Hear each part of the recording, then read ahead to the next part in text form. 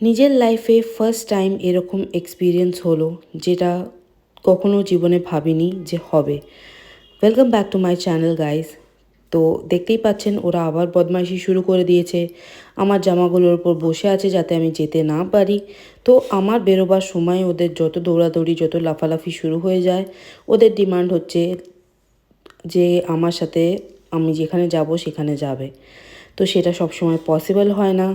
তো আমার লোকেশন যেহেতু আমার বাড়ির একদম কাছে ছিল, তো সেই জন্য আমার বাড়ি থেকে জাস্ট 10 মিনিটস ডিস্টেন্সে ছিল, বোসপুকুরের কাছে।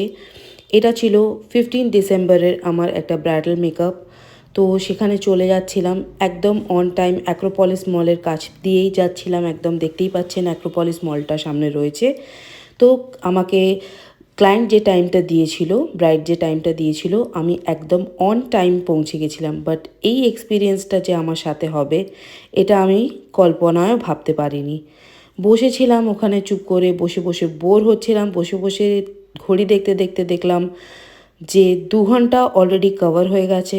দেন ওনাদের রিলেটিভরা এসে বলল যে একটু ওপরে চলুন, গিয়ে কিছু খেয়ে নিন।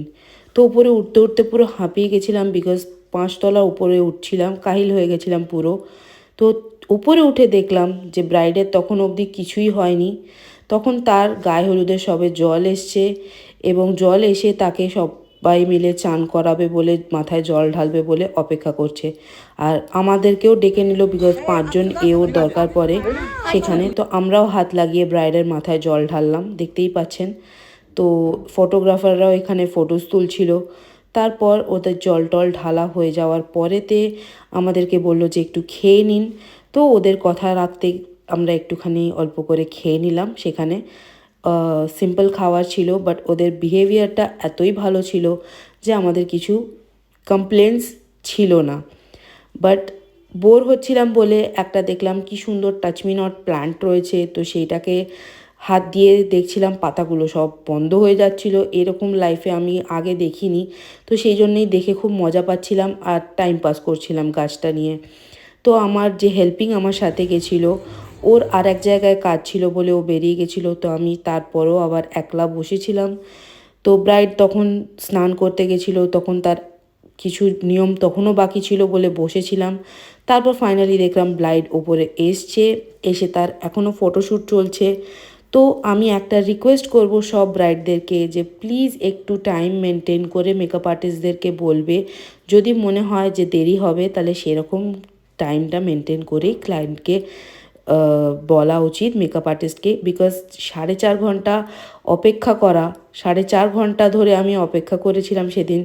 4.5 ঘন্টা পরে তার সমস্ত নিয়ম কমপ্লিট হয়েছিল। তো একটা দিনে 4.5 ঘন্টা একটা বাড়িতে শুধু ওয়েট করে কাটানো মানে সেই দিনটা পুরো তার পেছনে চলে যাওয়া।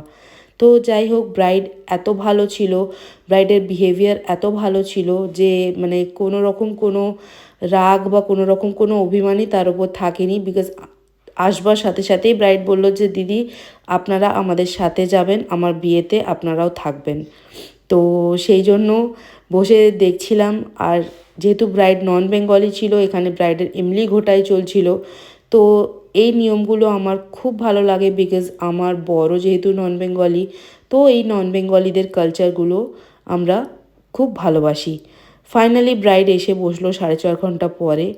তারপরে তার তাড়াহুড়ো ছিল যে বর এসে যাবে, তো যেভাবে হোক তাড়াহুড়ো করে আমরা রেডি করছিলাম। বাট ব্রাইড তাও এত ভালো বলছিল, না দিদি তুমি তোমার সময় মতো নিয়ে সাজাও। বাট তাও ফ্যামিলি মেম্বার্সরা সবাই চলে আসছিল, আর দেরি হচ্ছিল বলে তাড়াহুড়ো তাড়াহুড়ো করে যতটা পেরেছি সাজিয়ে দিয়েছি। দিয়ে ব্রাইডের সাথে উঠে পড়লাম ব্রাইডের গাড়িতে। এবার ওখানে গিয়ে দেখুন কি করে আমরা ব্রাইড সাজাতে এসে ভিখারির মতন খেতে চলে এসেছি।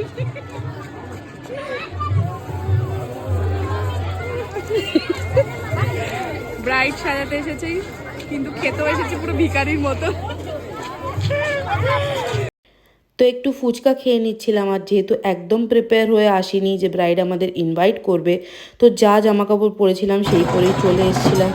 এখানে দেখতে পাচ্ছেন বারাত ঢুকছে, বর চলে এসছে, বরের বাড়ির লোকেদের মিলনি হচ্ছে। যেহেতু নন বেঙ্গলিদের একটা বাড়ির লোকেদের মালা পরিয়ে ঢুকতে হয়, তো সেই নিয়মগুলো সব এখানে ফলো হচ্ছে আর সবাই এখানে ডান্স করছিল। তো আমার খুব ভালো লাগছিল, যেহেতু নিজের বিয়েতে এই ধরনের এনজয়মেন্টগুলো করতে পারিনি, তাই অন্য কারোর বিয়েতে এই ধরনের জিনিসগুলো হলে, নন বেঙ্গলি স্পেশালি বিয়ে হলে আমার খুব ভালো লাগে, খুব এনজয় করি জিনিসগুলোকে।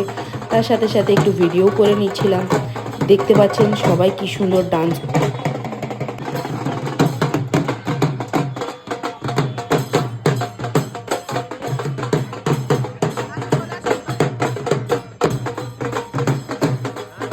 তো তারপর আমরা একটুখানি স্ন্যাক্স খেয়ে নিচ্ছিলাম। এখানে ফ্রেঞ্চ ফ্রাইজ আর ভেজ পকোড়া ছিল। যেহেতু নন বেঙ্গলিদের বিয়েতে ননভেজ হয় না, ভেজ হয়, তো আমরা ভেজ খেয়ে নিচ্ছিলাম। তো দেখতেই পাচ্ছেন বর চলে এসছে, বরের গাড়ি চলে এসছে। তো এখানে নন বেঙ্গলিদের একটা ফেমাস ট্র্যাডিশন আছে যে নন বেঙ্গলি ব্রাইড যে হয়, ব্রাইডের ভাইরা বরকে কাঁধে করে তুলে নিয়ে আসতে হয়। তো সেটাই হচ্ছিল। তো আমার দেখে খুব ভালো লাগছিলো, বিকজ আমার বরকেও আমার মামারা কাঁধে করে তুলে নিয়ে এসেছিলো, যেহেতু আমার কোনো ভাই নেই তাই। তো সেই জন্য দেখে খুব ভালো লাগছিলো। তো তারপর একটুখানি খাওয়া দাওয়া করে নিচ্ছিলাম, বিকজ রাত্রির প্রচুর হয়ে গেছিলো। সকাল 1টার সময় বেরিয়ে বাড়ি ঢুকতে ঢুকতে প্রায় আমাদের 11টা বেজে গেছিলো। তো তারপর দেখলাম যে ভেতরে ঢুকে যখন জিনিস আনতে গিয়ে দেখলাম যে ব্রাইডের তত্ত্ব চলে এসছে। দেখতেই পাচ্ছেন কি সুন্দর সুন্দর সব ট্রেগুলো সাজানো রয়েছে। তারপর আপনারা নিজেরাই শুনে নিন ব্রাইডকে। डिफरेंट कलर लग लहंगा का। दीदी आप सेटिस्फाइड हो ना?